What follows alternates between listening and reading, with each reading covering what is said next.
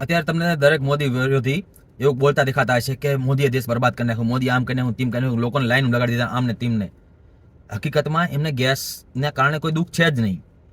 એમને ખબર જ છે કે આપણી જાણ સરકાર હતી 2014 પહેલા, ત્યારે સામાન્ય દિવસોમાં, મગર સામાન્ય દિવસોમાં જ્યારે યુદ્ધ હતું જ નહીં, યુદ્ધ નહોતું, ત્યારે સામાન્ય દિવસોમાં આવી લાઈનો લાગતી હતી. એમને ખબર જ છે, પણ એમના પેટમાં દુખે છે એ વસ્તુ કે દુનિયાના મોટા મોટા દેશો જેને આપણે ઉદાહરણ દે કે ભારતને આપણે આના જેવું કરવું છે, ભારતને એના જેવું બરાબર કરવાનું છે, એવા દેશોમાં પેટ્રોલ ડીઝલની કિંમત સતત વધી રહી છે. કોઈક દેશમાં 10%, કોઈમાં 12%, કોઈ 15% એવી રીતે વધી ગયા છે.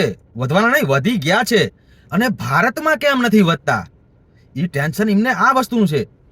કેમ કે એ તો સપના જોઈને બેઠા હતા ને કે ભારત હમણાં યુદ્ધ થઈ જાય તો ભારતમાં પેટ્રોલ ડીઝલ આવતું બંધ થઈ જાય ને પછી ભારતમાં કિંમતો વધી જાય.